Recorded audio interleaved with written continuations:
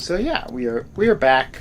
I missed yesterday, obviously, because I had a sore throat, which is unpleasant. I'm still not 100%, but I'm like, I don't know, probably like 85% back to normal.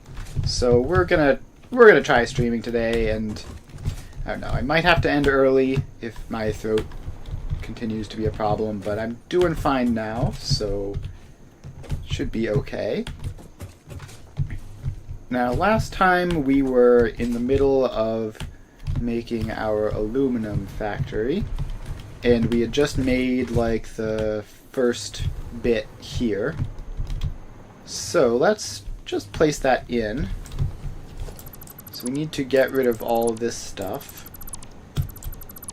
So I'm going to place the aluminum factory in and then build our next floors and such around it. Alright, so these refineries have to go. There we go. And these pipes have to go. Although, like, we are just going to be rebuilding most of this, but in blueprint form. Although I think we didn't have enough space for the pipes on the back half, so we are going to have to put these back in, which shouldn't be a huge problem. So all that goes out. Now we are going to stand over here and bauxite to alumina. And let's see, is there any particular way I want to pop this in, or just like something like that? Should be fine. Alright, so we have that. And then the bauxite goes into the smart splitter and should all be sorted out. Assuming I haven't made a mistake in all of this, which I very well might have. I was quite tired that day. And then we just... these are only fluid outputs. And it's 576, right? So a good old-fashioned Mark II pipe ought to be able to deal with all this. And then... oh, stop it. Stop it. Why am I hitting? What button am I hitting? Oh. I was still in the console menu that I accidentally opened, and I kept not closing it. Why did you do that? You could just go there. Alright. So that's 576 alumina solution. The next step is... well, the next thing we need to do is electrode alumina scrap, which means we need petroleum coke. And how much of this do we need? Oh, so these notes are no longer needed. This was for the adaptive control unit factory, which we're no longer doing. So we are doing 480 bauxite to 576 alumina solution. And if we have 576 alumina solution, then divided by 180, like that. So we need 192 petroleum coke. 192 petroleum coke, which should be relatively straightforward. We just fly up here.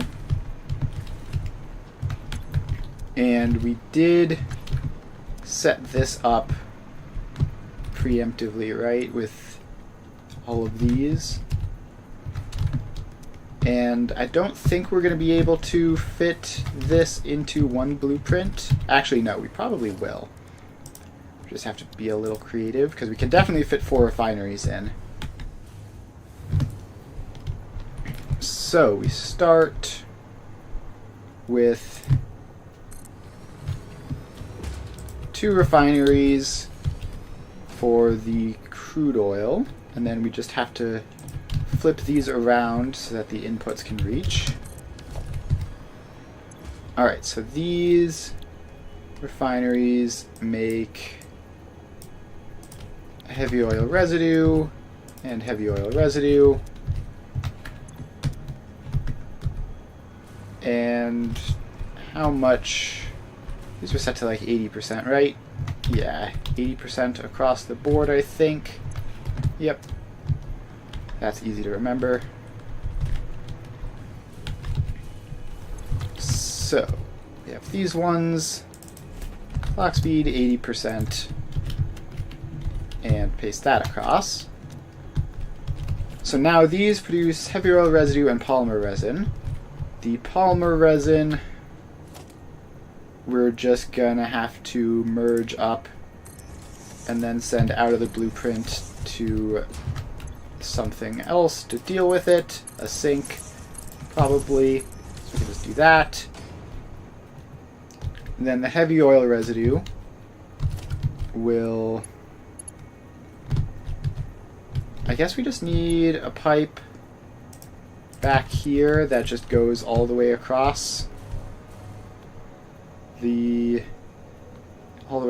that over to there, because it's just going to go out of those two refineries into the other two. So there and there. And then we just hook these up like that. Alright. So these are set to petroleum coke at 80%.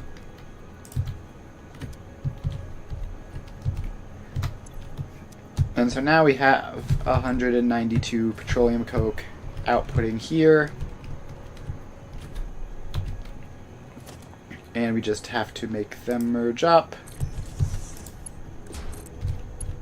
which just go like that. And then we need to put in the crude oil into there, which we can just get pipe.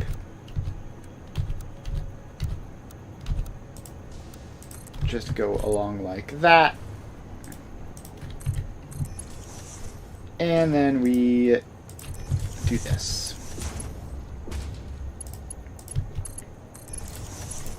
Alright, so now we have polymer resin output there. We have the petroleum coke output there. Should be all good to go here. Let's just put in a power pole for this.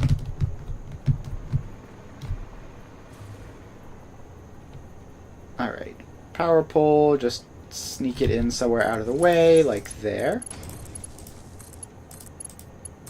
And then those all get powered up. And this is 48 crude oil to 192 polymer resin and 32 polymer resin and 192 petroleum coke.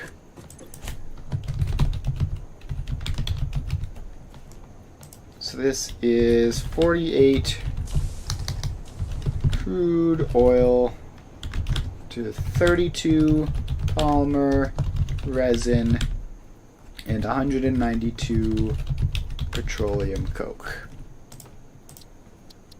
So we can save that and clear the designer. Also, my inventory is sort of full, but should have plenty of space. Let's just get that bauxite out. The rest of the stuff we can use over time. Alright, so now we go up here and we can replace these with those. So let's just get all of these pipelines out, and actually we can use dismantle filter to get all of those pipeline Mark IIs. And that's really going to be all that mass dismantle really helps us with. Then we take all that out, and those out, and these random belts back here. Alright, now we have to get our blueprint. So this goes in like this probably. And let's just place it there.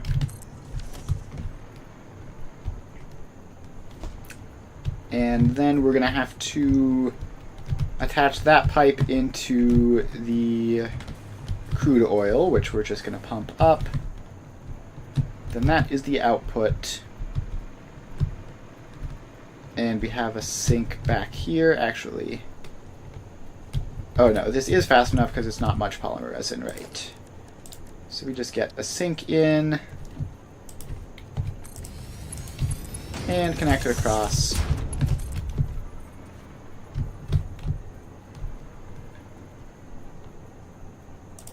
Alright. Then we need to make sure that we have power up there so that we can continue to hover pack around. It looks like we might have already had it already somewhere over here. Alright.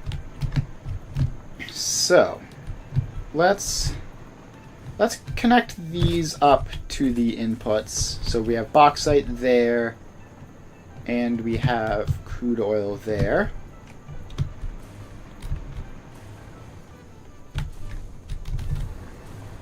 So we go down here. That's the crude oil. This is the bauxite. So we are going to run a bit of foundation there. And merge all of these up. Now, pretty soon we're going to have to worry about getting additional belts onto this, because this whole system is a one belt setup. Like this is designed specifically to use exactly one belt of bauxite, so this will work for now, but we're going to need more than one belt of bauxite probably, so we're going to have to figure that out in the future.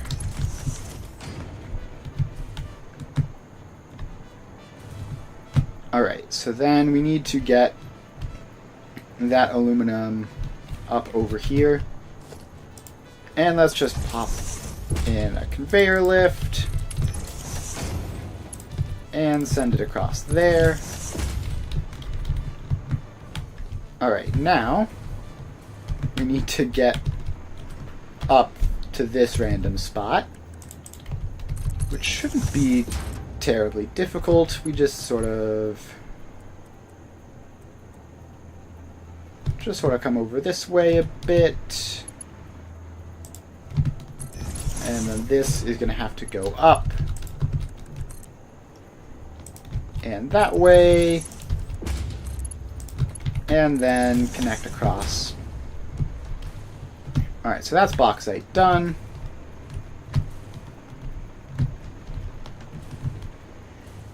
And it's obviously just going to fill into there. Okay, what is this whole situation? Oh, I never set that to overflow. So that's probably important. Alright, so we have that. Next up is the crude oil, which needs to be connected up. And same thing here, although we're not really realistically going to have to worry about it as much because this uses very little crude oil. So it's going to be ages before we go to a full pipe of this. Alright, so that gets across there. And we just need pipes connecting into all of these places. And then fill up this pipe. Alright, so there we go. And this should be filling up with crude oil now. Alright, now we go up to here. And I believe this is the input side over here. So if we put a floor hole just, I don't know, there maybe, and then we put that pipe into it, then we come down to there.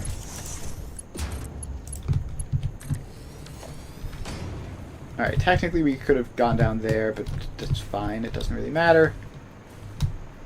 So now we have that, and we just need to grab a junction off of this, bring the pipe up,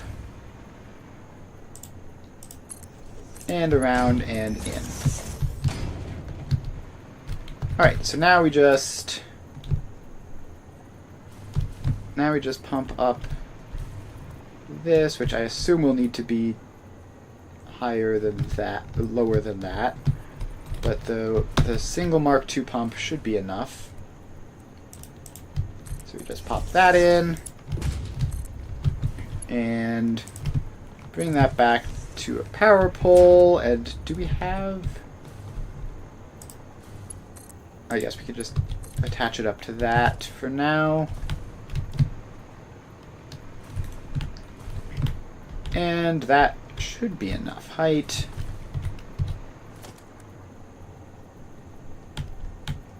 Okay, it's apparently just barely not enough. Like, literally a couple inches short.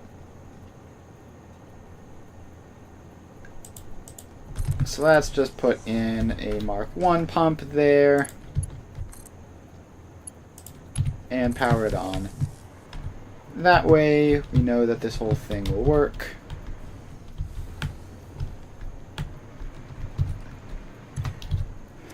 And, alright, that is crude oil all the way through. So, with those two floors done, actually it would have been more optimal to do them in the other way so that the fluids don't have to travel as much, but that's fine. It's not really a big deal. So now we just have to make a blueprint for this floor, which I don't know how we're going to do. 576 divided by 4 is 144, so that distributes evenly. The petroleum coke is 48 each. How do you do 48 each? How do you do 48 each? And would it be easier... So if I make that 300, then that's 60 petroleum coke each. So we would have 60, 120, 180, and then this last one would be like 12 divided by 60. No, that goes here. So then this is 192 petroleum coke. It is 180 times 3 is 540 plus 36 is 576. So those ratios will work, and then we'll just get the aluminum scrap out and do something with it, probably.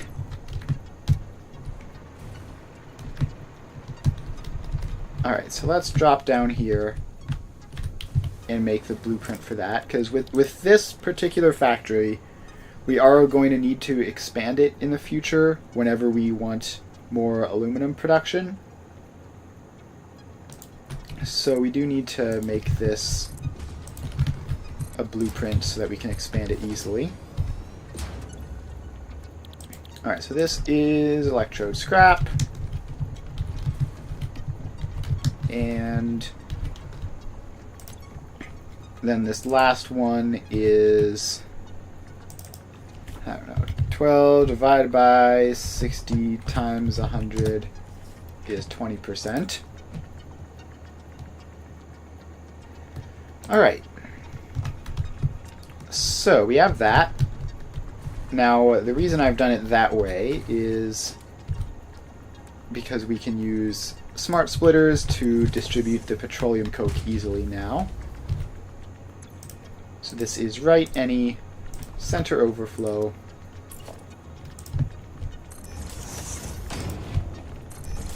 And we just pop that into all of these. No need for fancy load balancing or anything.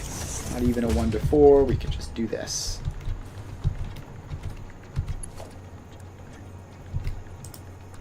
Alright, and then we just need the main line to go along like that. And the pipe.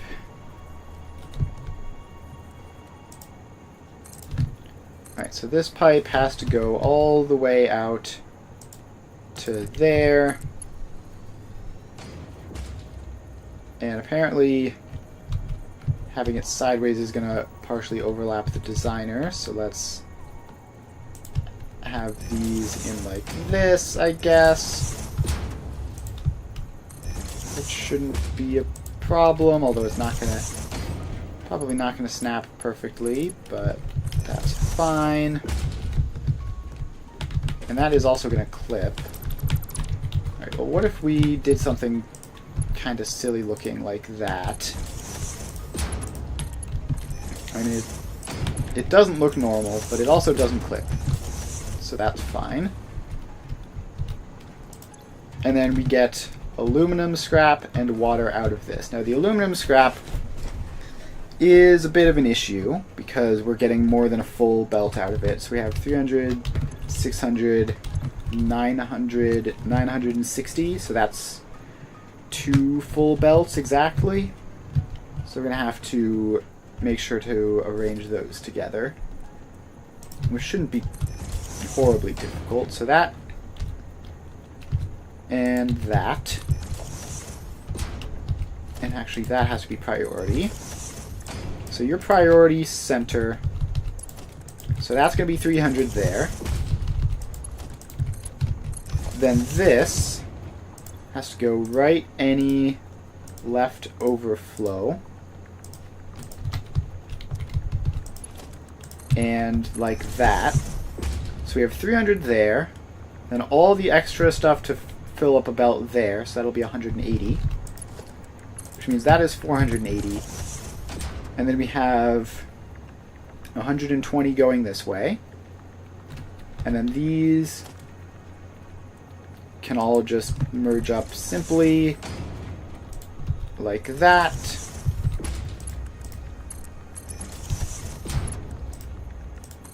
And that is the other 480. And then we need to get the water out, because that's important. Speaking of water, we do need to actually get a water pipe from somewhere. Alright, so these all go in there. Let's not open up the console for the billionth time. It's right next to the 1 hotkey, in case you're wondering why that happens. Alright, so this is 2 belts of aluminum scrap and a pipe of water. Now where is that thing here? So this is 576 and 192 to 960 and 210.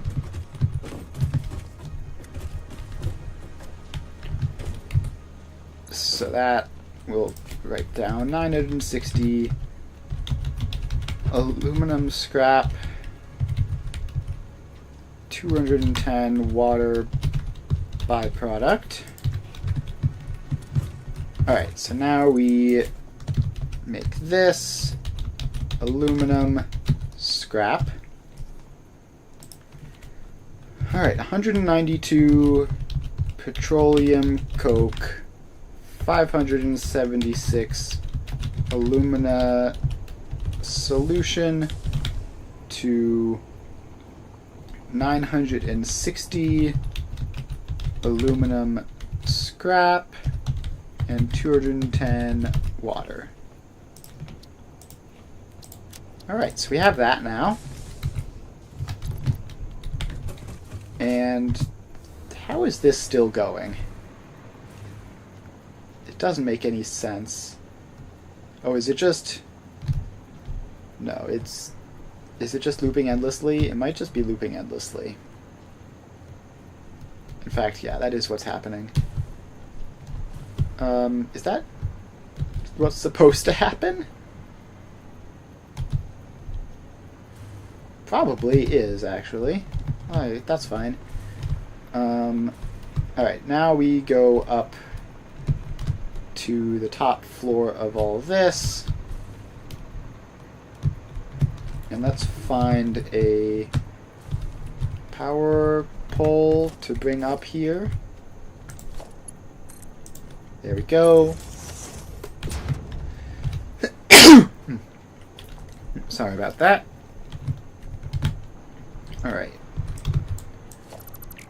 So now we take all of this out. And then we take all of those out.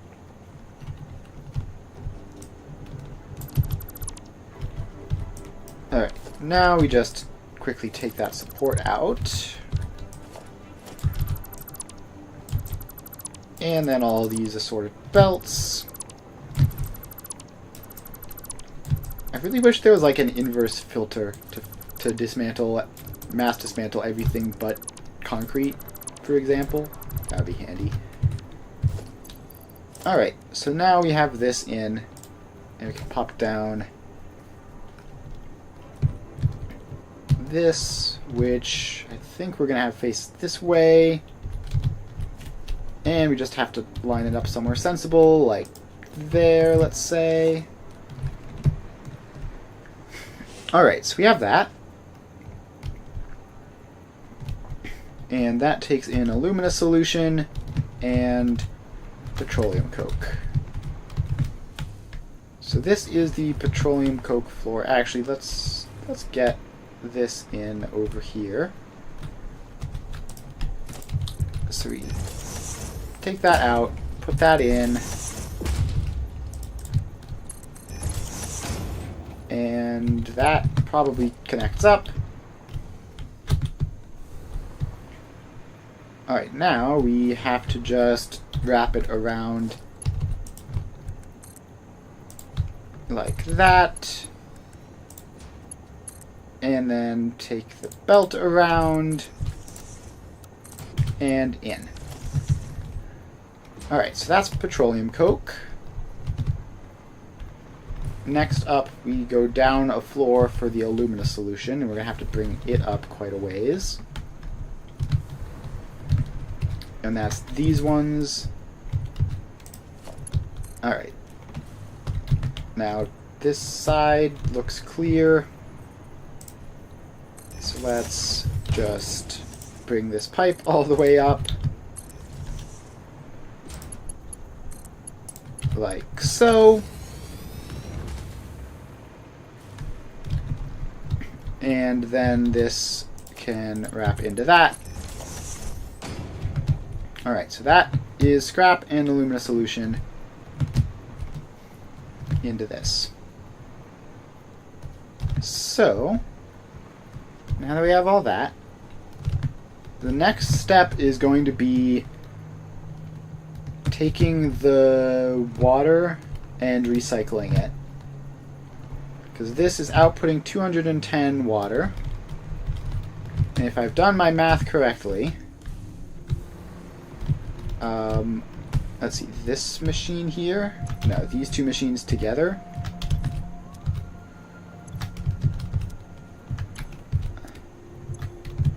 no, apparently not. Alright, hang on. Have I messed this up again? I might have messed this up yet again. how much water byproduct is there up here?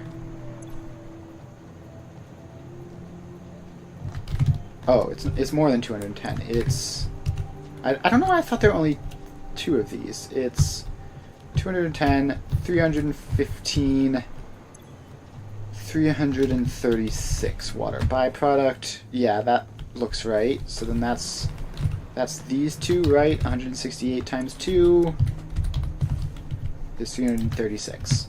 So we just take this water pipe up,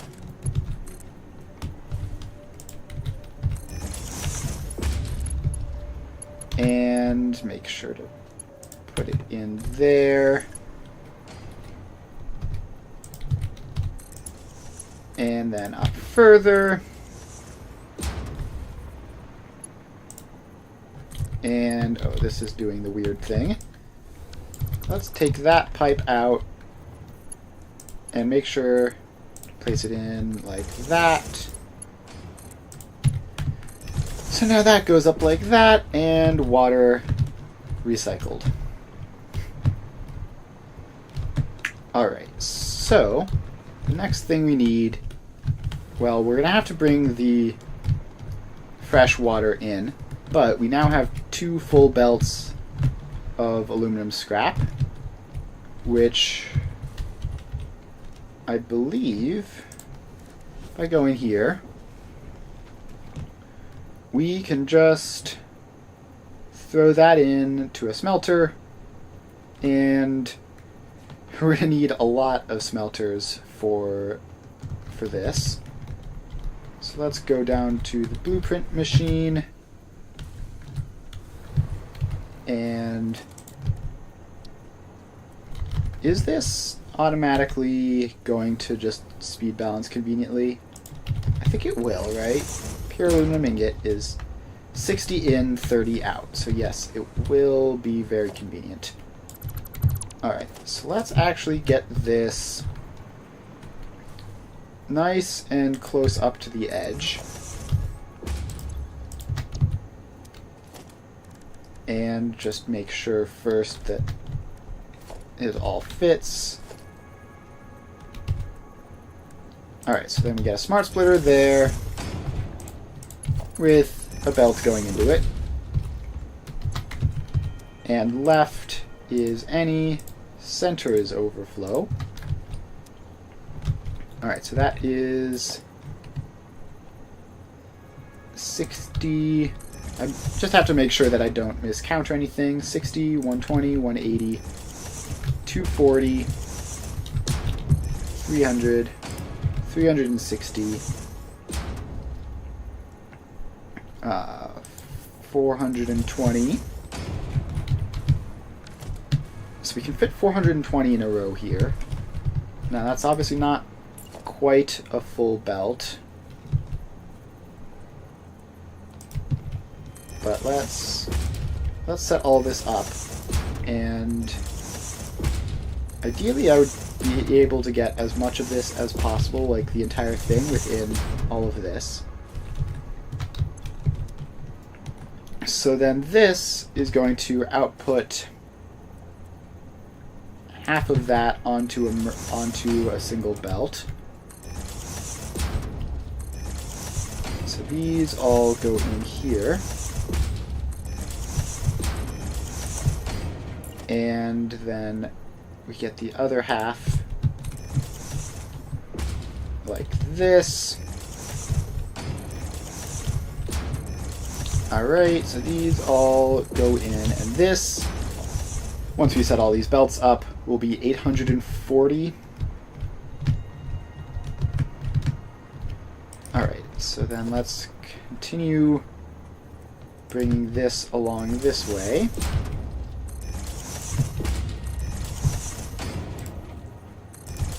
And all of them go in.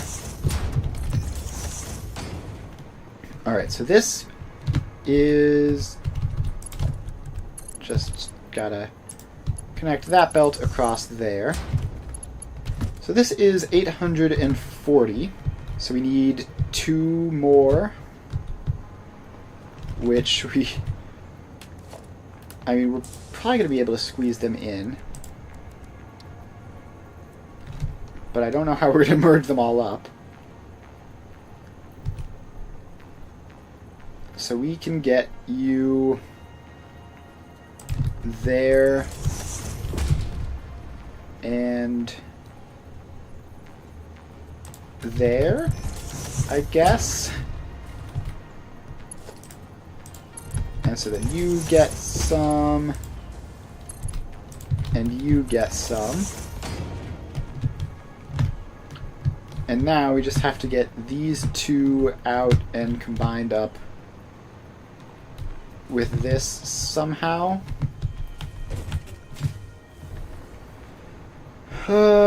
Could we squeeze these in even more? Yes, we could.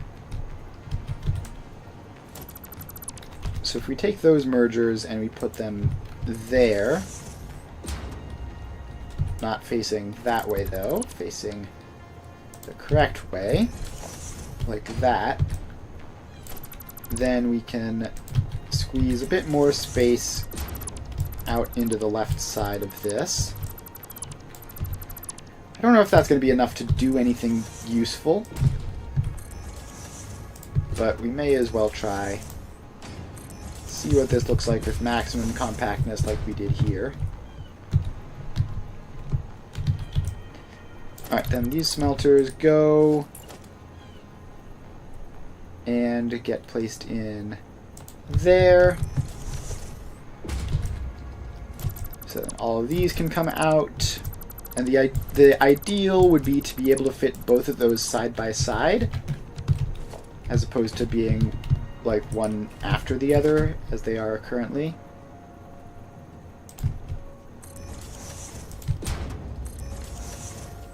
Alright, so these all go in.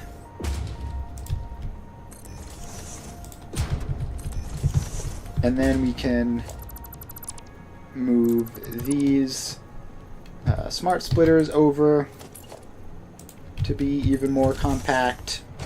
Take all of these out.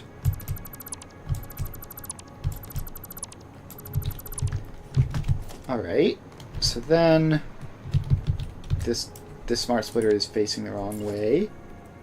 So the future ones have to be facing that way, including this one. So now these all go in here. Like that. Now we have more space. Can the smelters fit next to each other?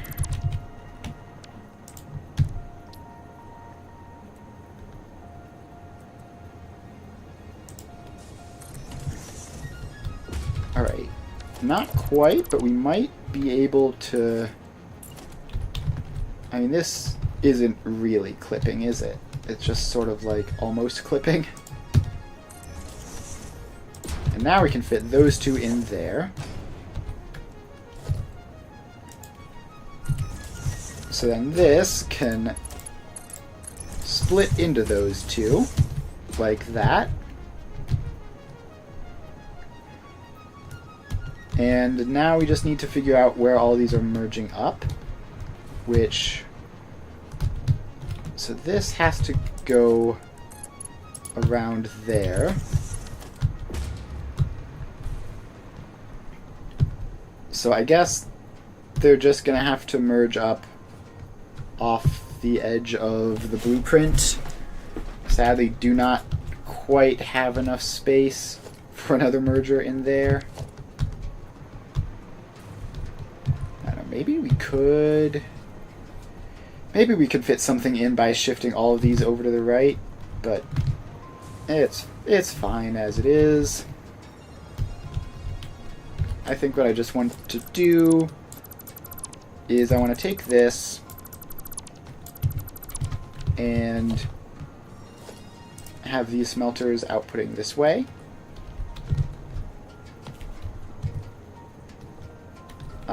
No, not that way. I wanted to rotate them. I almost just didn't rotate them at all. so this is going to go there. And it gets those two. Then we have our splitter, which that one can actually just be a regular splitter. That has to be connected up via a Mark II belt, which is also set to any. And then we need to just get the rest of that connected across. And that didn't connect right. Sorry about that. Another sneeze. Alright, so that goes to there. Now all of these go in there. Like that. And all of these get connected in. I wonder if I pasted the recipe correctly. I did, at least for the first row. And for the second row, it looks like as well. I didn't get it for these last two, though. Just gonna pop that in. Alright, now we just have to connect all of these outputs up. Not like that.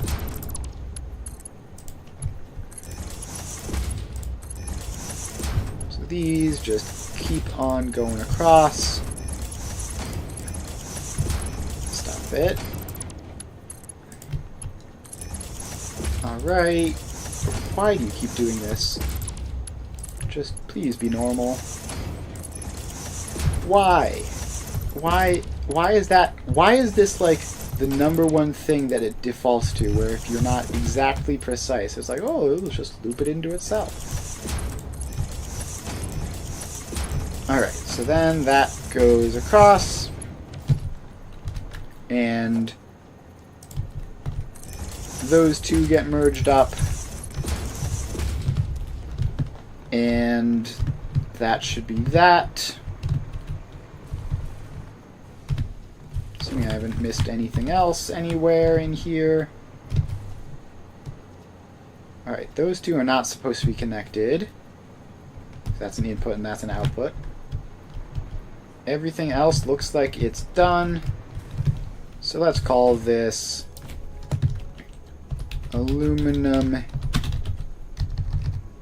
ingots, which is... Oh.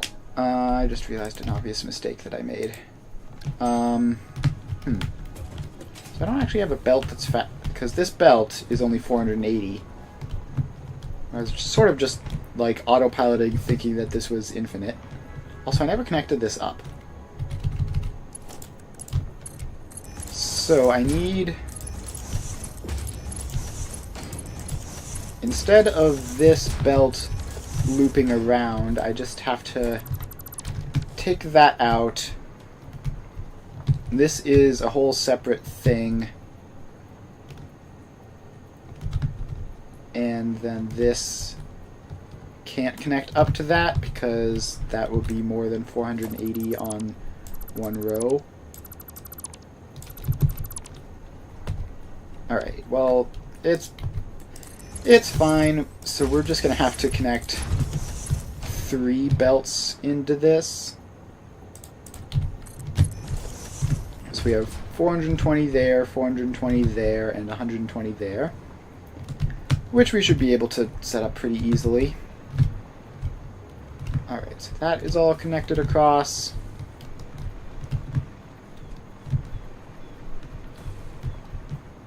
Although now, actually, now that nothing... No, because we do have to have belts going in there. I was thinking we could turn these around and have that belt merge up there, but it's not going to work.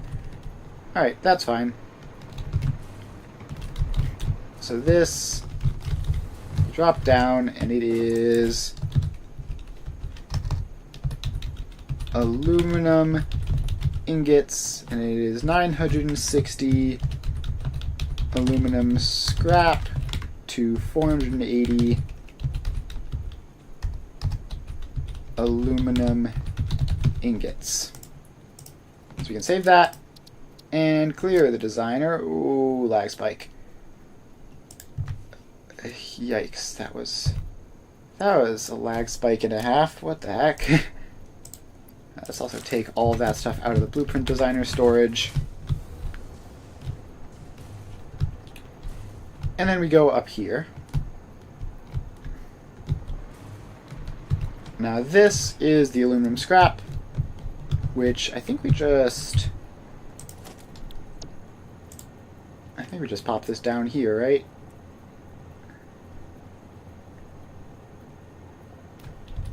So this can go in somewhere here-ish.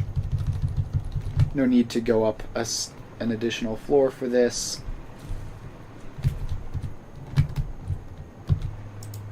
So that goes like that. Alright, so first off, we need a splitter here. And it needs to go 120 there. And then all the rest there. So that's going to be 120 there. This is 480. So we have 120 there, 360 there. Then this one is going to have to go around here and over to this way. Would have been more convenient to have the splitters on this row point the other way, but that's fine. So then that's 420 that way. But instead of just doing that, this is also going to need to split. So that it will go like that.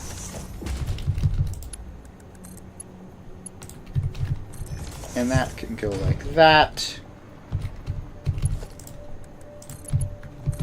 And like that. Alright. So we have to figure out how much is going here. So we have 480 there. 120 is going that way. 360 is going that way. And this row needs 420, so it needs just an additional 60.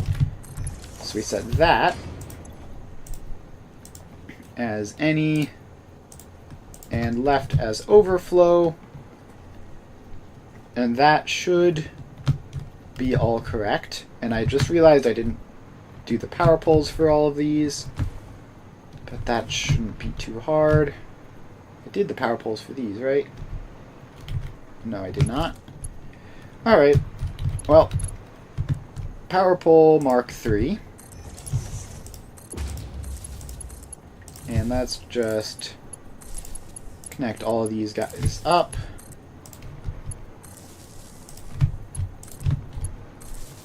And like that.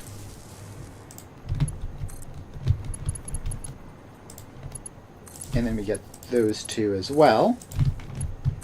And then that power pole branches off to another one here, which connects up to all of these.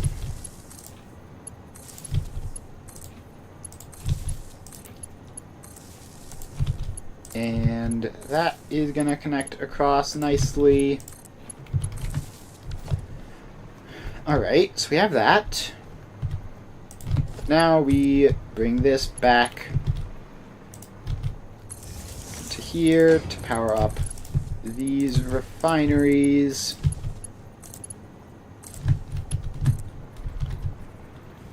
And then let's see, we got all of those machines hooked up already. So we just attach that down to that power line. And then we attach that power line down to that power line. And then we're good. So we still have one step to do, which is connect this up to 144 water. Now there is plenty of water directly beneath us, of course, but I don't really want to go all the way down there to get it.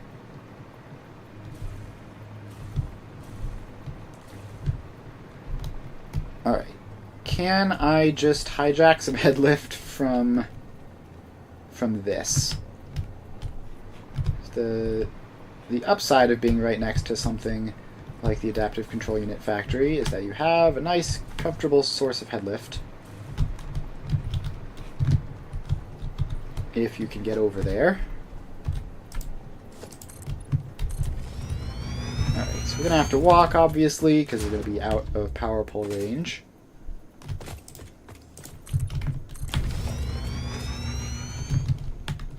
Alright, so we walk over here. And now we are back within pretty much permanent range of power lines. Did I just fly directly through the foundation there?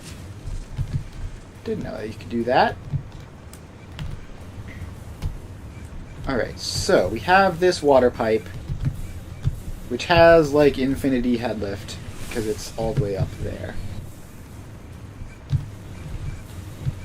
So, let's just yoink a pipe off of this. And we'd have to be careful not to clip anything. Is that clipping? Yes, it is. Alright, that's fine. So we take that down.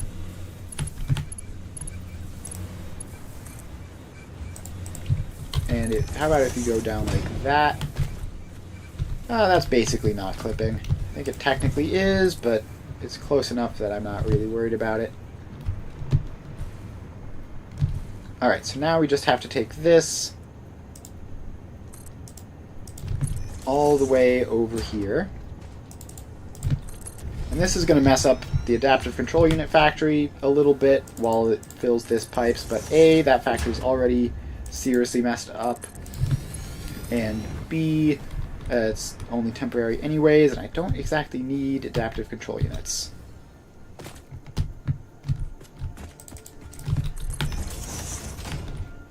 Alright, so this pipe comes along there. Now, it has to go down even further. So we go down there. And then one more level down, I think.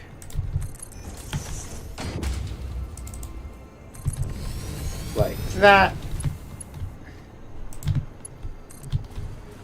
Okay. So now we have this pipe.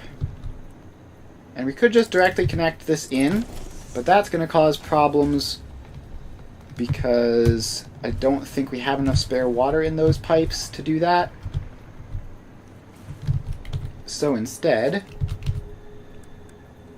I'm going to... Okay, actually, let's think. We have to go further down still to just get to the water. Yeah, so there's water down there. Also geysers, which we can connect up while we're down there, I guess. And we can go down there, grab the water, and just use this as a headlift tower. And that should be fine. Alright, so let's tear that out. Instead, we need this pipe to actually just not go up there. That's making it way more difficult for no reason. So this pipe is going to zigzag around there. And then it is going to come out this way. And this pipe, we're just going to run the two of these down together. We need to get them like all the way down to water level. Alright, so both of those go in. Both of those go down. And what are those lined up to? The edge of that, so like there. And there maybe? I don't know, it should be close enough. Doesn't have to be exactly straight. Yeah, so it looks like that one curved out a little bit, but that's fine. Not a problem. Alright, so now we need to get down to the actual map instead of flying a million miles above it. So where is this blueprint?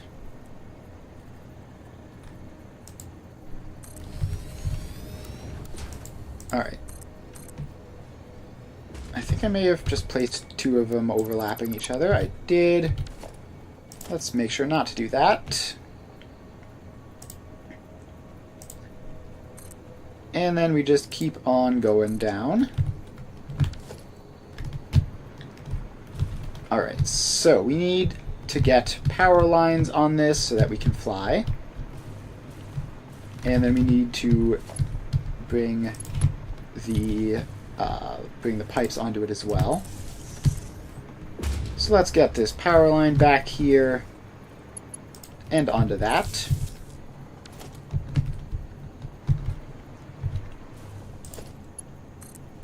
Alright, so this just has to go down there. And then these two pipes go there. And there.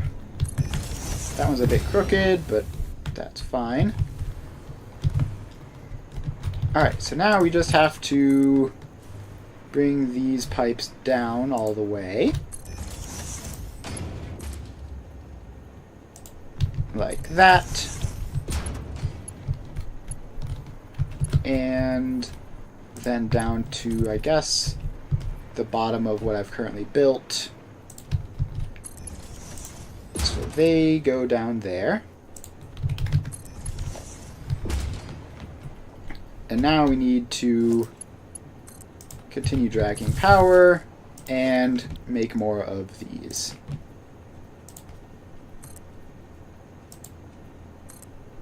So those go down even further. And then the power goes down. And I can't reach the bottom one from here. That's fine, we can get it later. So now we just drop down and continue bringing the pipes. Hover pack is incredibly handy for this. Also, we have some random geysers, which I guess we can attach to the power grid while we're here. That won't hurt anything. Just having a little bit of additional emergency backup power. Alright, so those are down there. Gosh, we really are high up, aren't we? Alright. Ladder keeps going down.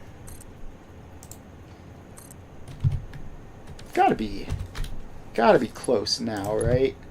Like, this can't be that long.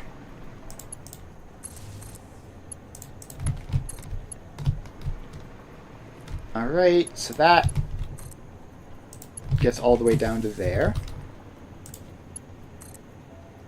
Now we take the pipes down. And we keep going with them. I will say this is infinitely better with the hover pack than with like a parachute or a jetpack. It's still somewhat time consuming. Alright. So these all go in. And that's gotta be just about at... It looks like it is almost at ground level, maybe hovering just a little bit above.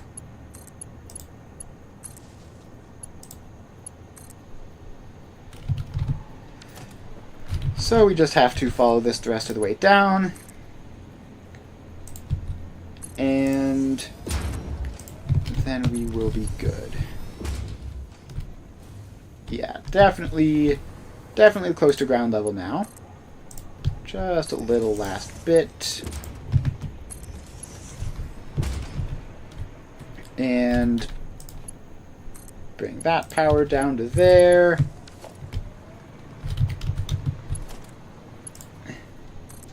And the pipes go down. And here we are. Alright, so first of all, let's just get a geothermal generator there. There are 2 of these, right? There's another one. Oh, that? Oh, there's a little guy in the way. That makes sense. Alright, so those go in like that. And now we can hook these up to the power grid. Did I just place a random power pole in there somewhere? I did. Oh well. Alright. So that is in, and we've added another couple hundred megawatts of power. Not hugely exciting, but you know, better than nothing. Let's see, there's a slight uptick there. Not going to complain about that. Alright, now to find somewhere in this whole giant puddle where there's enough water. So we can go over here. And we need 144. We're going to get 240.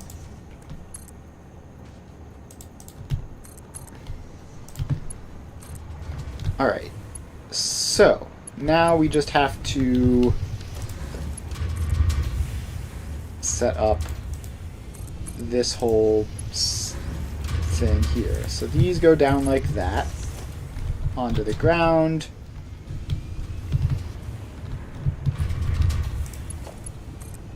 And then they go across and are relatively straight relative to each other. Like that.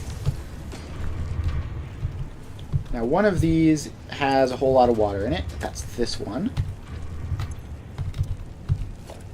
So we pop a valve on it.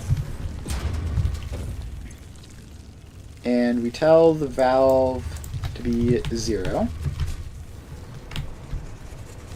Alright. Now we just need to actually connect these up to a power pole. So you have to get upgraded and go across there. Alright, so water is being produced here. Did I set this valve to 0? Configure valve, I did. Alright, so now we just have to get all these connected up to each other. And then that one gets connected up as well. And that should be that. We have water moving along.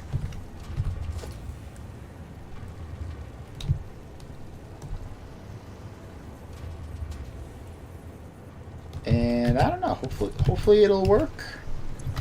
It's tough to say. I'm just going to have to wait and see if water fills up this pipe. And let's see, in the meantime, there are no other geothermal things, so that's fine. How are you doing for water production? You are producing along nice and quick. 240 a minute should be... I mean, it's going to take a while, right? Like, each of these pipe sections can hold a fair amount. But it looks like... And it's gotten up to here, at least. And it's gotten up to here. It is still filling, it looks like. Oh, is it? Yeah, it definitely is. So I believe the head lift scheme has worked. And because there's no possible way for water to get this high up without a single pump otherwise. So now we're just going to have to wait for it to fill all the way up, obviously. It's going to take some time.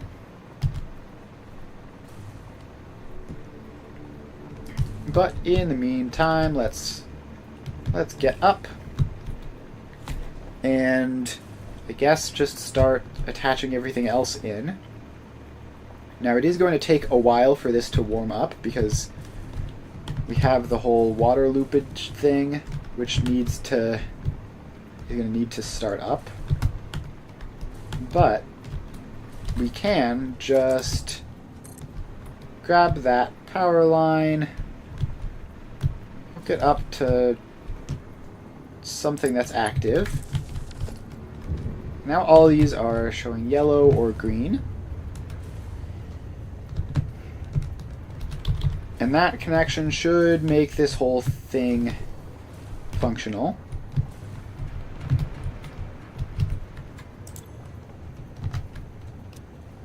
Alright, so that is hopefully all good.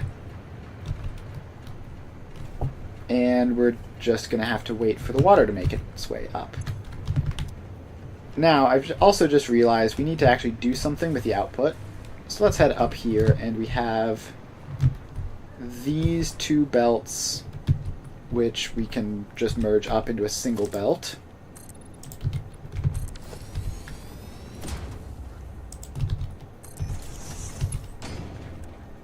Alright, so that and that. Now this is just aluminum ingots, which I do not think we need like as a dimensional storage item. So let's just come down here. This is the output train station, and we're just going to split them along here.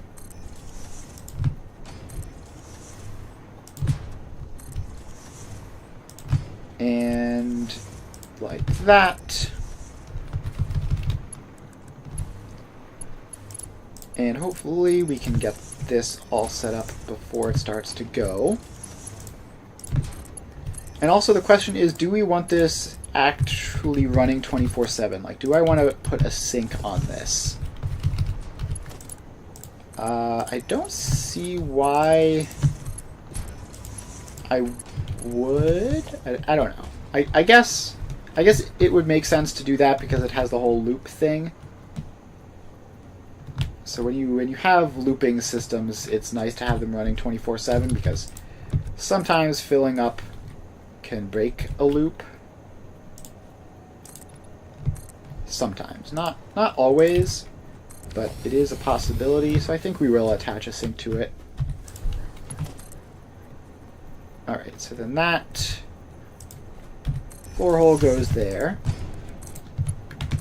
and feeds down to there.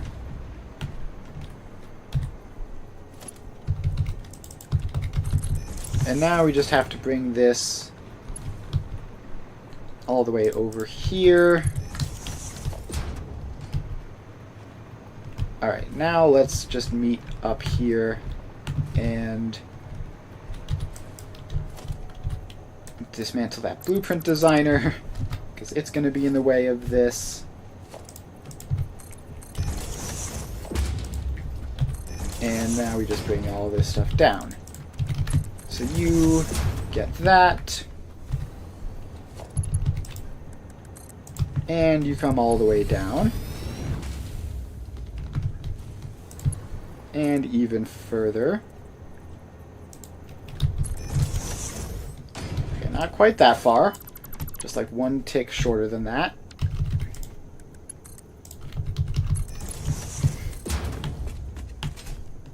Alright, now we just have to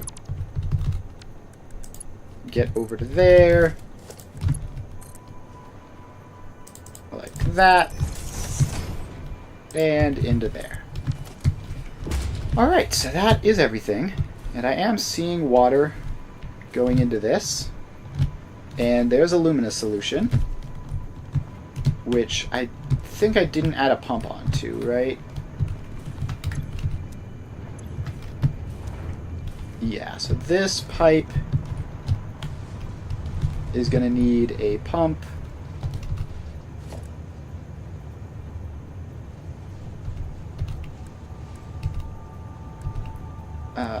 And I don't know where the natural head lift... Why does that want to go backwards? Don't pump it backwards. Pump it up that way. And you... Let's see, we need a power pole somewhere. There is a power pole. So let's just make that connection across.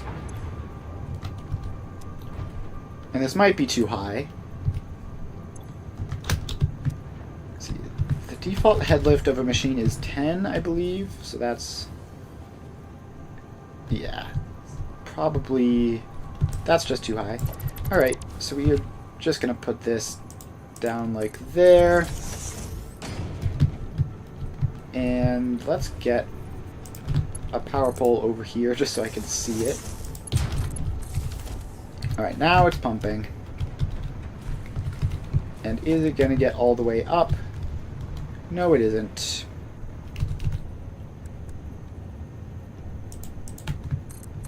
Alright, will that get it all the way up? It should.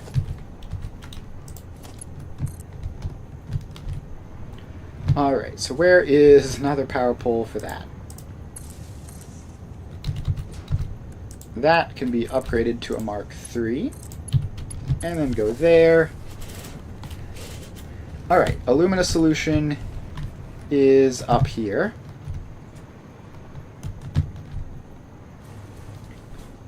And it's filling them up. We already have tons of petroleum coke. And now we are making aluminum scrap.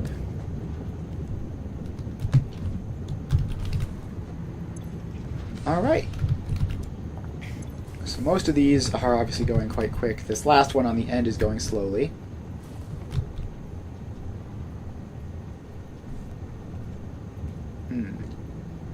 I wonder if that's going to be a problem with this smart splitter setup. If we're going to be able to get a steady 60 out of this, we should. Alright, so aluminum ingots are now being produced. And alumina solution is still not filling in, obviously. This first one is 100% filled, which should be good for the rest of them.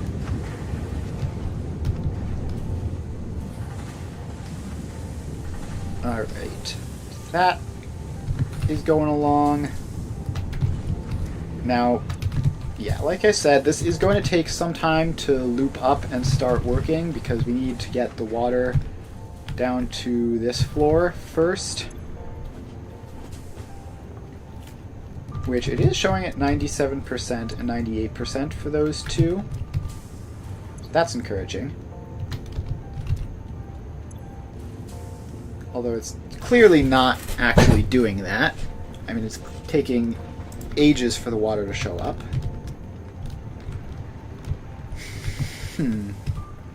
Let's see, how do we fix this?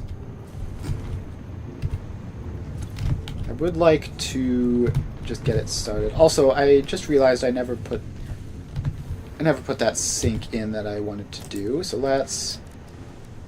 you get a sink and smart splitter into that. And power pull that across so that it's active. And then we tell this left to be overflow only. And should be good.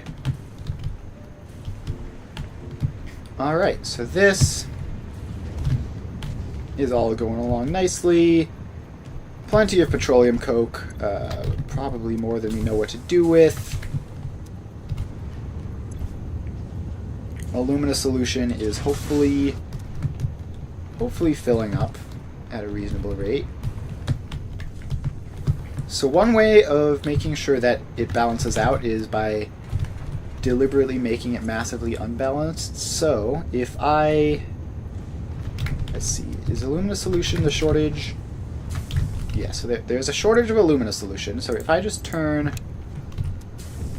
one of these guys off, maybe two, then these two will continue to output water in the system, but the alumina solution should back up. And actually, I think doing it the other way might be better. I don't know, we'll have to see. So these two are obviously alumina solution filled up. All those pipes as well. So now, it hasn't even been that long, but if we turn this on, then these are going to flow in a whole lot of alumina solution. And now they should be running at a high percentage of efficiency for a while, which should be producing a lot of water, which should mean the whole thing circles around nicely. Now, is it actually going to work like that? No, not quite. Alright, so I think doing it the other way would be better. So if we drop all the way down here to these, if I deactivate both of you, just straight up, so now this is still producing alumina solution, which means the whole rest of this is going to be cycling, except that these aren't going to be draining the extra water, and the water will just be backing up in the pipe, as you can see it's doing now. And then we just have to wait for a little bit like this, and then once the water has backed up enough, then we can turn these back on. They'll flood with water and produce alumina solution at 100%.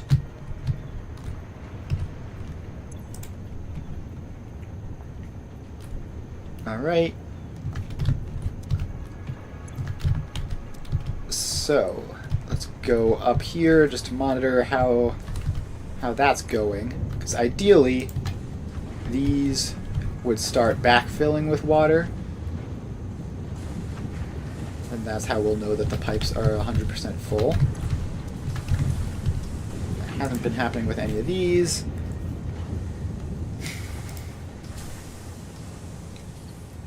Alright. Should be close though. I mean, these pipes are very much filled up at this point. So we're going to let this go a little bit longer before properly activating it.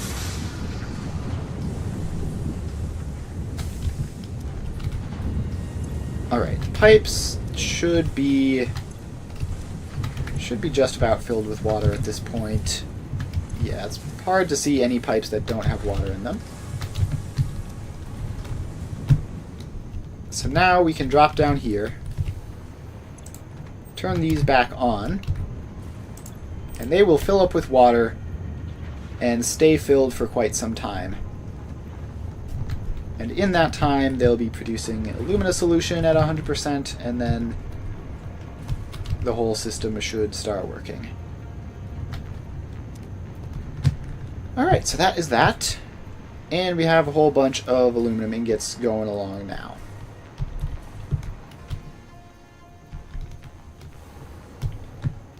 And we are filling up this train station. Don't really know what I'm going to do with it yet. Well, I mean, obviously, the next step is going to be aluminum casings and all-clad aluminum sheets. So we're just going to have to hope that this does eventually stabilize at max capacity. Let's go up to the top, see if there's anything not going well up here.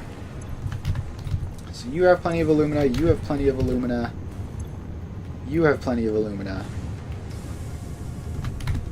And you are also doing fine. should be okay now. So, now we look at this, and that belt looks full, which means... Alright, so the two slower belts are filled up. I think this is probably mostly working. So we got 80% there, only 20% back here, but it looks like that is just an artifact of it not starting up quite right. It looks stable now. Alright, so is everything stable? And if not, yeah, everything looks 100% good to go. Which means, yeah, look at that. It's basically, at this point, yeah, at this point it is a full belt. There's a weird graphical thing going on there. If you can see that, it's like there's one that's stationary and the others are all going through.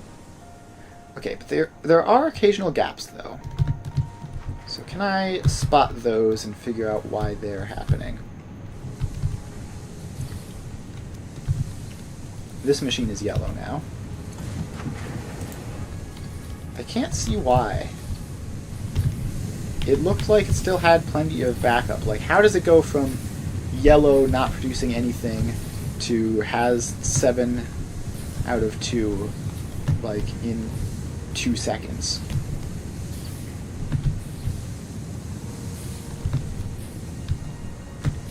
Who knows? Alright.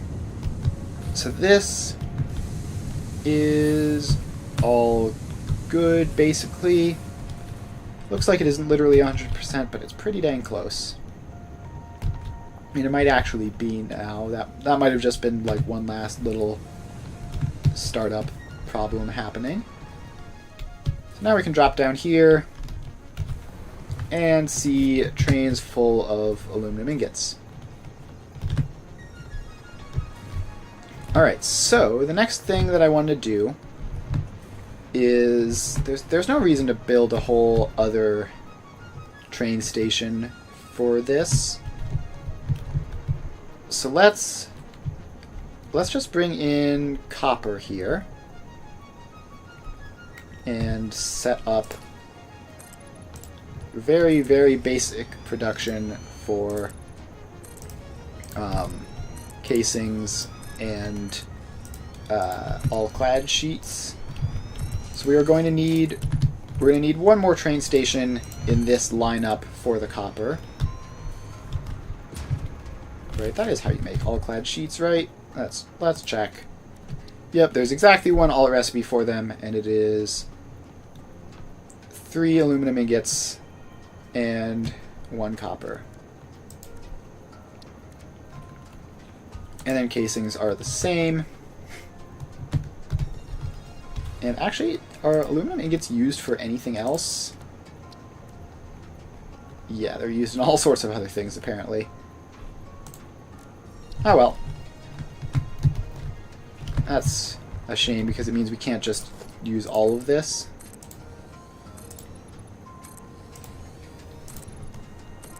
Alright, so let's expand this whole area out, make sure that it's big enough.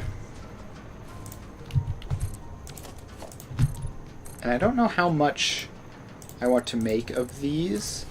I don't know if I feel the need to go for the full 10 machines each. We'll have to just figure out, like, how the numbers work out, basically. We might need to test the expandability of this system, like, immediately, if we do use the full 10 machines each. Alright, so we get this, and this is aluminum copper.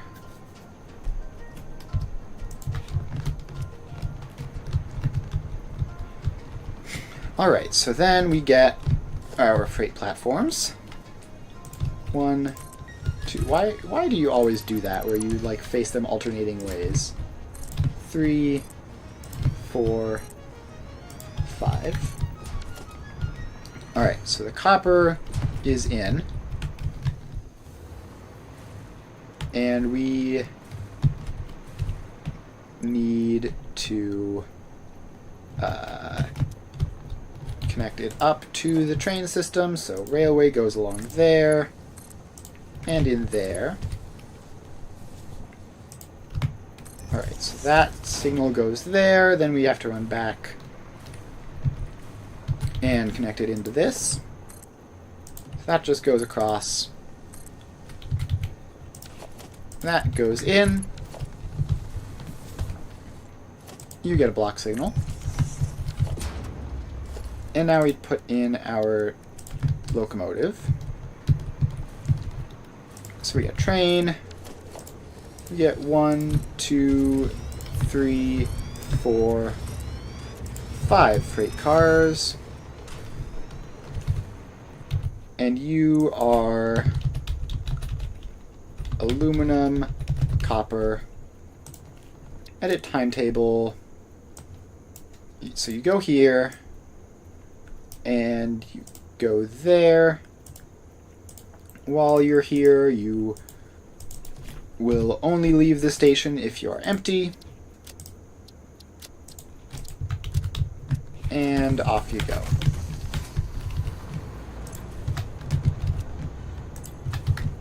So now we have to set all of these to unload. Like that. And what are you doing? Why are you moving so slow? Alright. I don't know what was thinking there, but it's off. So that'll bring back copper ore, which we're going to need to smelt up or refine if we're feeling proper about it.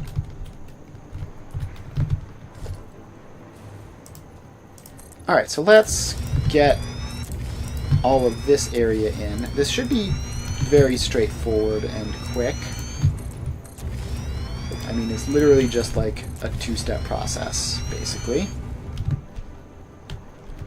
Although I will have to figure out the numbers. So,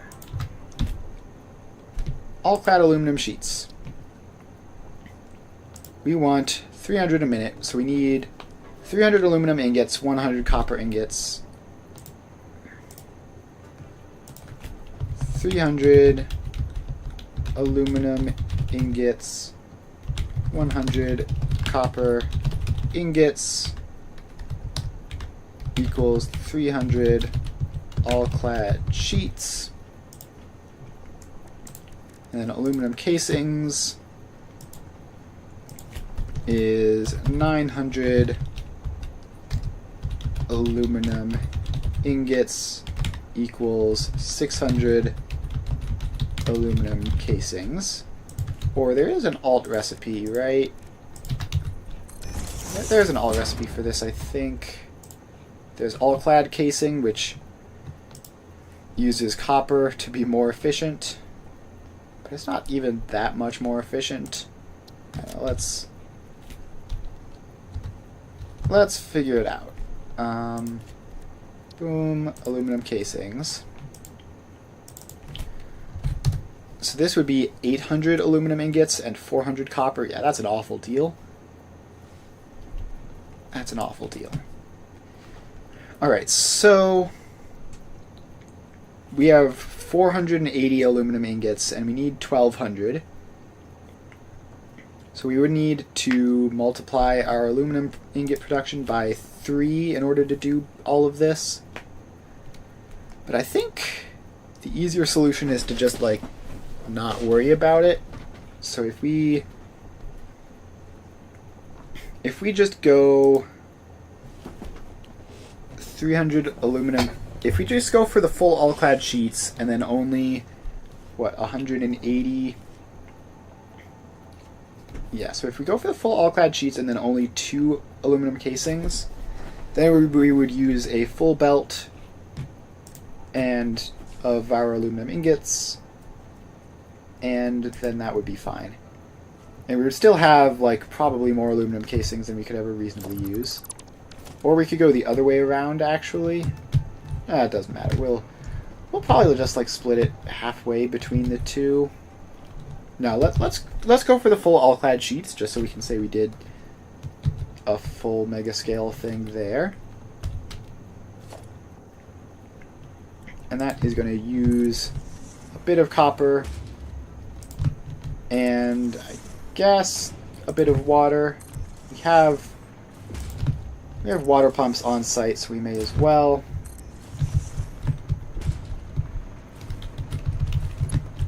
May as well use the more efficient recipe while we already have water available. Alright, so this all connects up. Then we go up here. And there you go. Alright, so that, once the copper train returns, will be copper. And we're going to need 100 copper ingots. So, refinery. And pure copper. So that would be a third of it. And we would just need 3 of these and like a rounding error's worth of water. Alright, so that goes in like that. And that goes across. So yeah, this is going to be like 25, 26 water and like, what, 40-ish copper ore. That's nothing.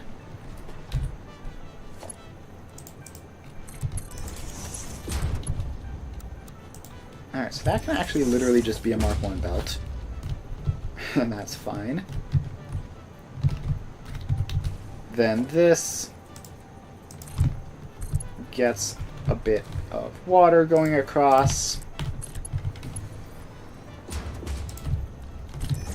And then we'd have to line all of those up. Alright, so that is that. Now we need to get this water pipe over here. Put a junction in. And bring the water over.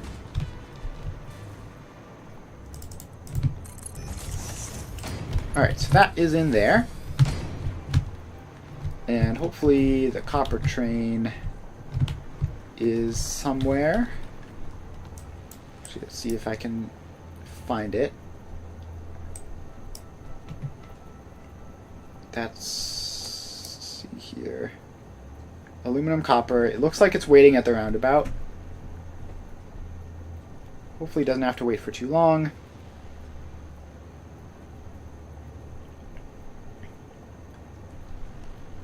Alright, yeah, it's starting to move. So it's gotten past the roundabout. And should be on its way to wherever it's going. I don't know if it's on its return trip or its outward trip. Yeah, there it is. So it's going around that way, and then it'll turn around and make its way back over to here. Alright, so that's not too far away. Now, in the meantime, we have our 100 copper ingots, which we can just merge up.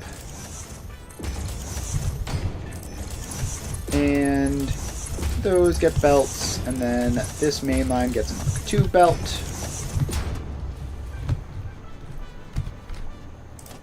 Alright, so now we just need to actually put the all-clad casing machines in.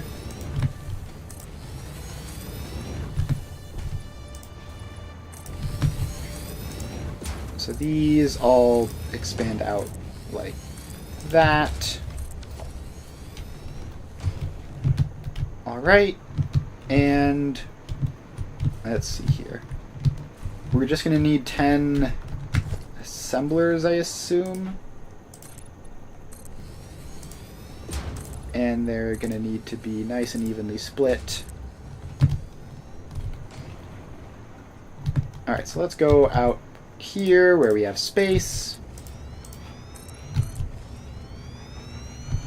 And expand out like that.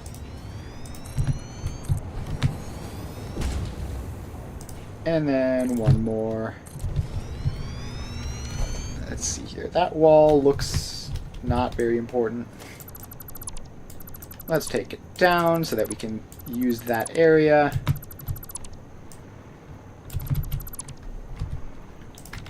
Alright, so then that foundation goes across there.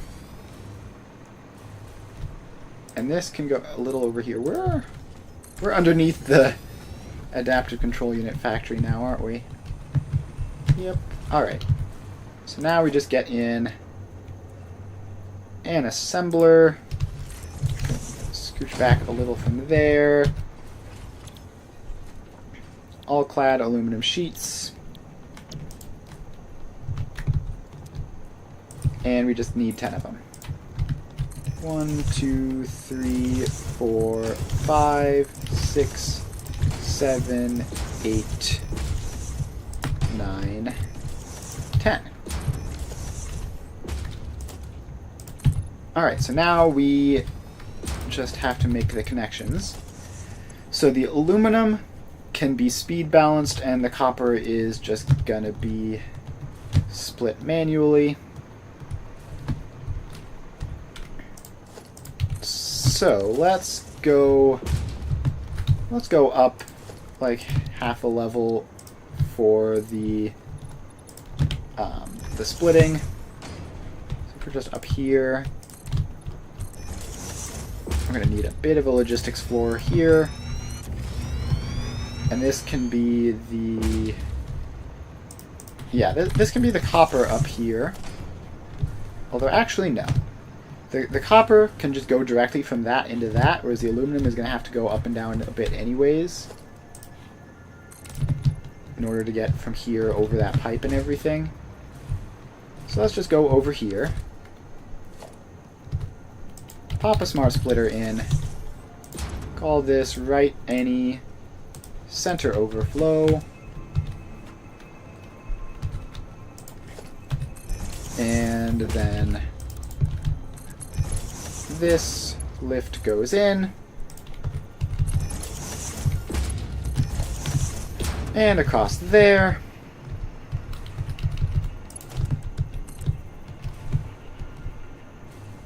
and out that way. Alright, so now we have to get over here and set this up from this side.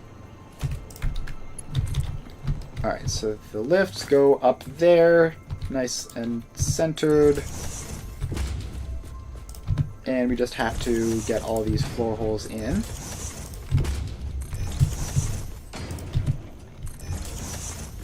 Alright. So once all these are in, then we can go up and make the speed balancing and connect it all in. There we go. And these just connect in as Mark 1s.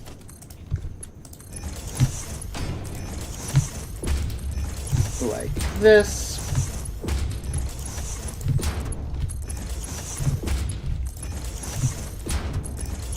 Alright. That's that. So now we go up here. And we create a nice little zoop there. Now these output here.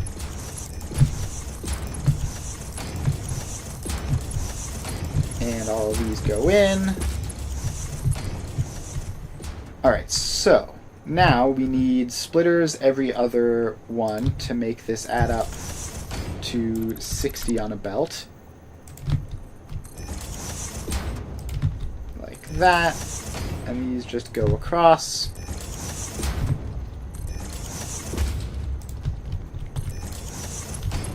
And then all of these belt into those.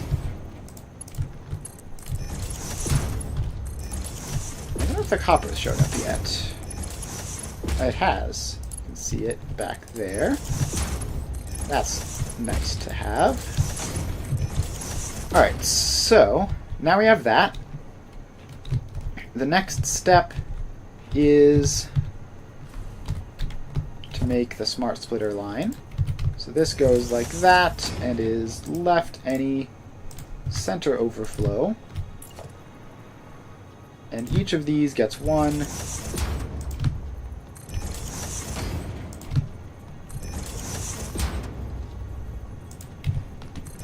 And like that. So now we have Mark 1 belts all the way down. And so this should take, what, 300 max? Alright. This splitter is actually facing the wrong way, so we need to change that so it's center any right overflow. I do ultimately want it to be facing that way, so it's fine.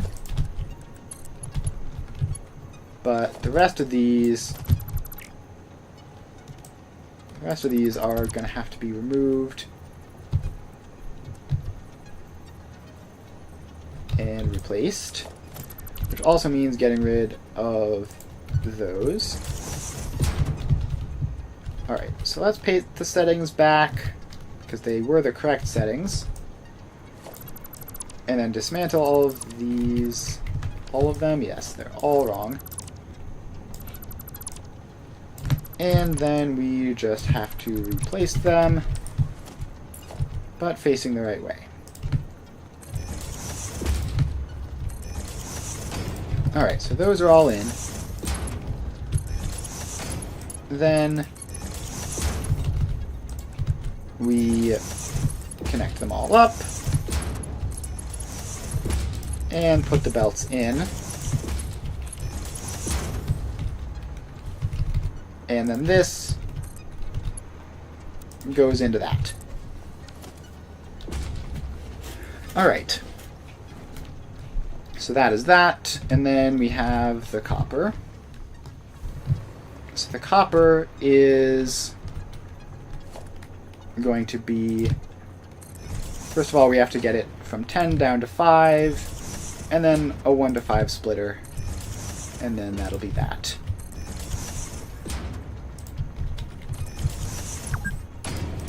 Alright, so these all go out in straight mode.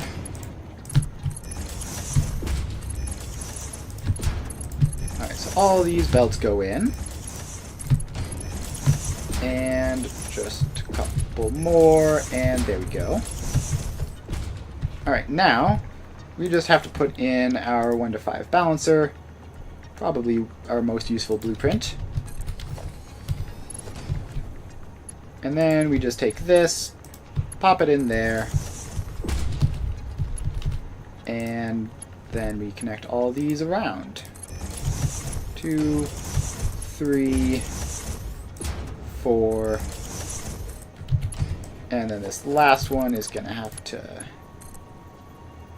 it's gonna have to go like that. Apparently it doesn't want to be like that. I have to go like that, and then there.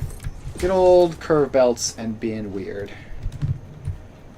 Alright, so that is all set up. And now the only thing to do is connect these up to the output. Get this wall out of the way. Alright, so these all get mergers, which will get us a hilariously excessive amount of all-clad sheets, and then a much more normal amount of aluminum casings for now.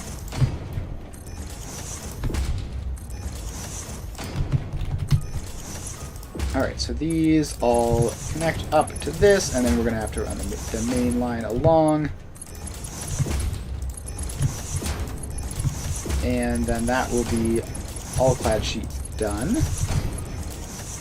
once we power it all up. And then we can staple a quick aluminum casings factory onto the end, just as sort of a temporary-ish setup.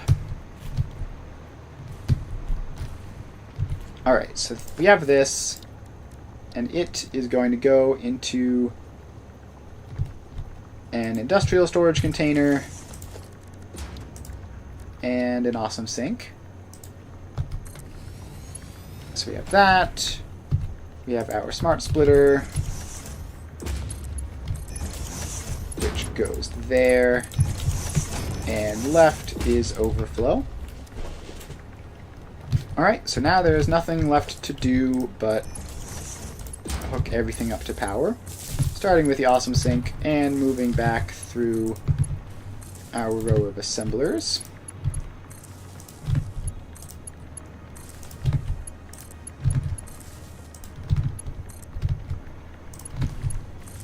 Alright, then we get another power line here and connect these last couple. Then we go back here and we get those. And then finally we just drop this down and let's see, bring it over here and connect it in to that. And that should be all clad sheets functional, and we just put dimensional depot on top, connect it in, and boom, done. Alright, so then the last thing I want to do is go over here and so that's 300 aluminum ingots used there. So we have 180 left. So I think it would only make sense to just slap these two constructors in and use the last bit on some aluminum casings.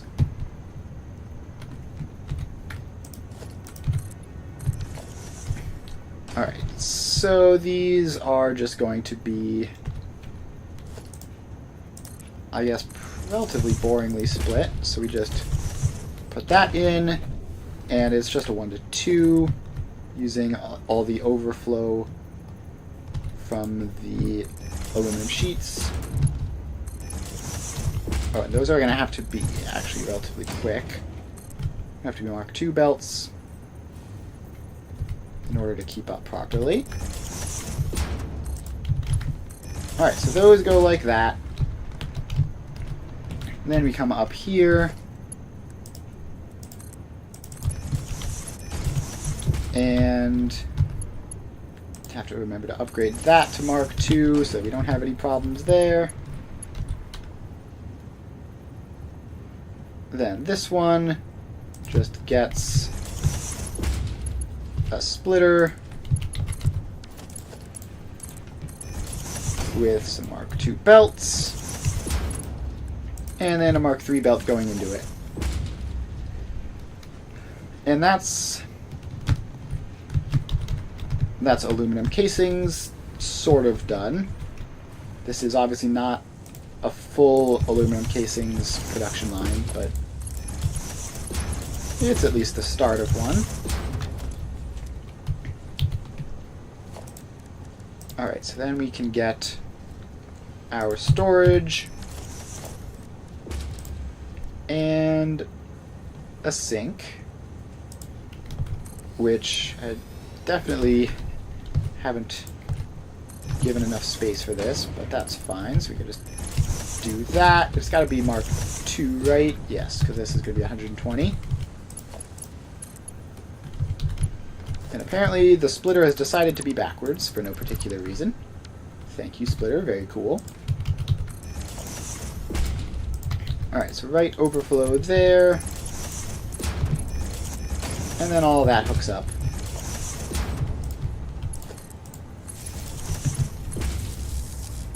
And then that gets powered up. And a dimensional depot to top it all off. And that is 120 aluminum casings added on. So yeah, the all-clad sheets are going along as well. And obviously they're going to be going faster than we can upload them. I think the casings, we can upload them just like at exactly the same speed as they're produced. Alright, so that is basic aluminum stuff sorted in the short term. We're gonna need to expand out the aluminum casings factory because there's only 2 of them and we want to have 10. And we're also definitely going to need to expand out the aluminum ingot factory, probably at least triple it, possibly quadruple it. We're going to need a lot. But for now, this is a start. So with that, let's head back to the hub and let's walk back just because it's fun to walk around the base. And then we're going to see what upgrades we can get now that we have all the aluminum that we could ever want.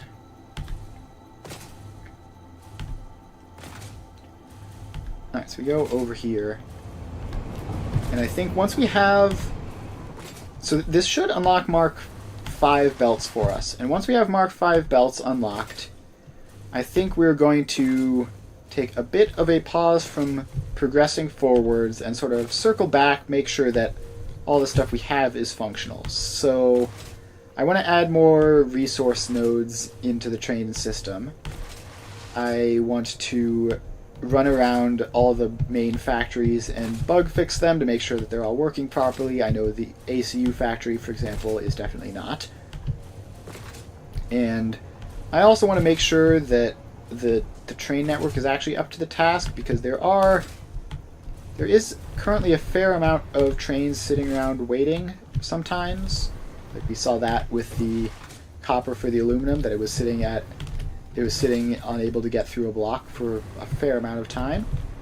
So I want to just figure out if that really is an issue and figure out if there's anything I can do to fix it.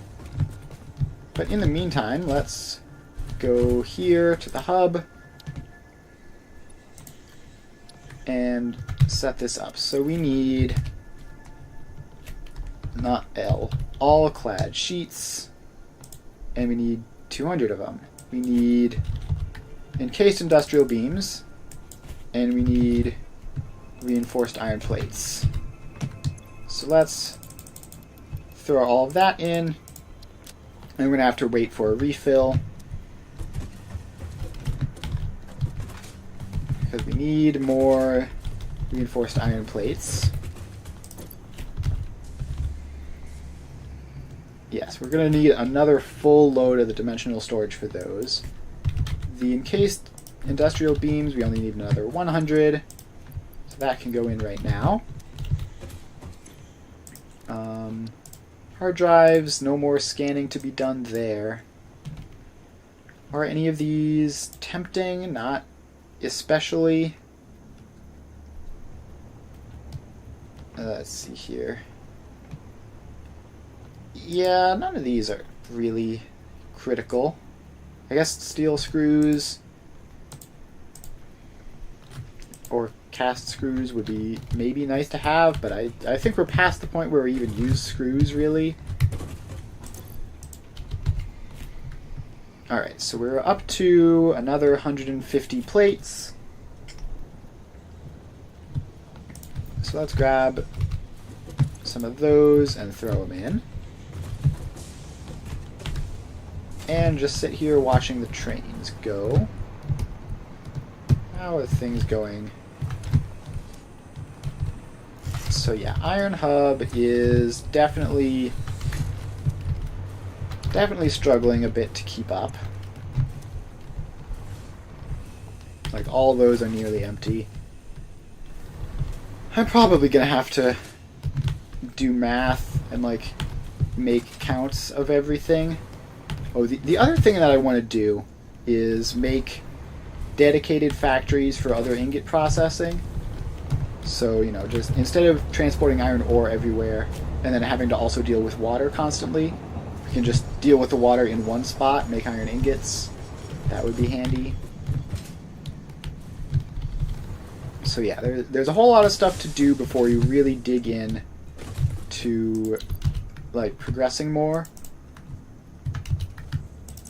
Alright, but we're obviously going to take the upgrades we have currently. And then we're going to have to loop back and set up some infrastructure for the future. Actually, we shouldn't be too far from drones. And those probably don't need them for what I'm doing like in the immediate future, but once we have them, we're going to want to attach drones up to a whole bunch of stuff. Alright, reinforced iron plates. We need another 20-ish, 22 technically. And that should only take a couple seconds. So we're just going to sit here and wait. 17, 18, 19, 20, 21, 22. Alright, so we can throw those in. Quick launch. And boom. Milestone reached. Fix it. Mark 5 this lifts milestone and to belts. the conveyor belt and lift Mark 5. They may be implying that your factory could be further optimized. All right. While they are correct, I believe they are setting unreasonable expectations. Having all of humanity very definitely relying on your work is a lot of pressure. It's a good thing I'm here. Alright, so this is an additional 300 items per minute per belt. So that is going to open up some convenient options, like I think we can max overclock our pure nodes now, at least temporarily.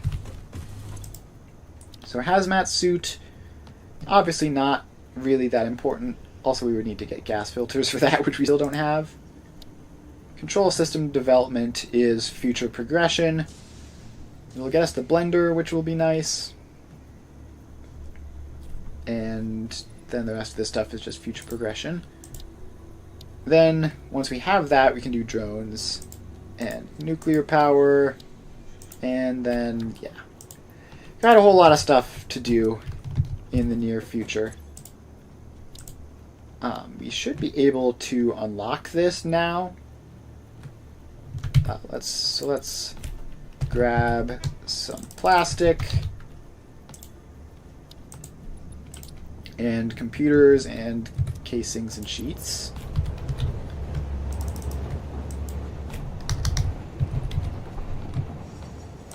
All right. So we're not going to actually like use this probably, except we might use blenders for our what's it called? For our fuel power plants in the future, because we might be at the point where that's a thing that's going to happen soon. But we may as well unlock it now while we have the ability to, but we don't really intend on using any of the stuff that unlocking it gets us, at least in the short term. But yeah, I think this is going to be a shorter stream. I'm still not, like, I mentioned this earlier at the beginning of the stream, but obviously I canceled yesterday because of a sore throat. I'm still not back to 100%, so I think I might end early here today. Obviously it's only 4. I normally like to go for at least another half hour, but I am a bit exhausted. And so I think we're just going to unlock this and then call it a day. So that should be another 2 minutes until the pod returns, and then we should finish off there. Just make sure that our inventory is full of all the things that we need. So there's going to be plenty of computers. 200, 400, 600, almost 800 plastics. We need another bit of that. And the casings and all-clad sheets are fine. So now we wait. Just have a minute to kill. And I'd imagine that hasn't like unlocked any more hard drives. Oh, apparently it has. How did we unlock a new hard drive with just unlocking faster belts? That's weird, but whatever. We're just gonna put that scan through because we made as well. And then in 54 seconds, we're going to take the remains of our plastic and do one last unlock. Gosh, unlocking things in this game is just so satisfying. Like, you just click all the things into the boxes, and then you push the big red button. I really enjoy it.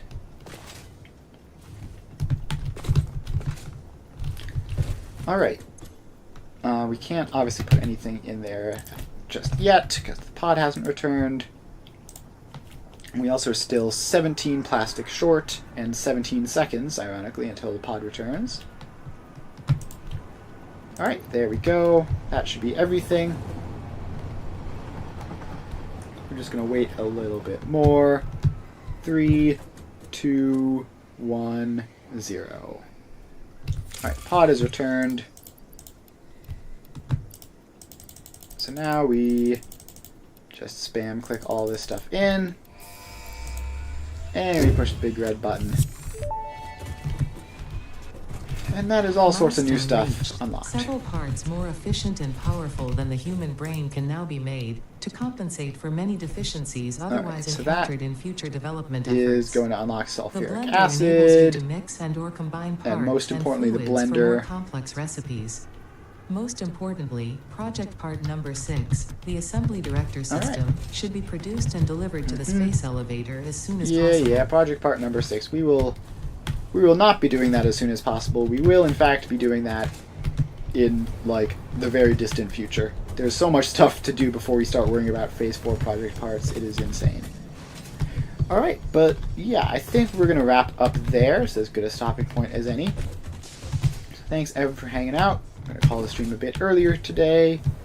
I will be back tomorrow. Hopefully I don't get worse. Hopefully I get better, and then tomorrow I'll be back to 100%. And we will be playing Factorio, where we are just about to start with uranium. So we technically had it like partially set up, but we need to get sulfuric acid to the miners or something for that. So that'll be fun. So if you're interested in Factorio, make sure to stop by for that. Otherwise, I will be back playing Satisfactory on Friday, and we're going to be doing a lot of housekeeping, basically. So thanks everyone for hanging out. Had a good time. Make sure to follow if you haven't already. I stream every weekday from 2 to 5 Eastern Time, so make sure to stop by then. And if you follow, you'll be notified when I go live, so you won't miss anything. And that is about that. I will see you guys next time.